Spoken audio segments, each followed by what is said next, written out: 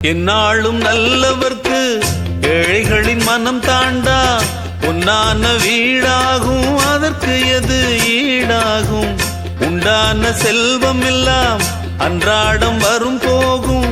ஊராரின் வாழ்த்துக்கள் தான் நிலைத்திருக்கும் பொருளாகும் உன்னால முடிந்தவரை பிறருக்காக உழைத்திடு இல்லாத வறியவர்க்கு இயன்றவரை உதவிடு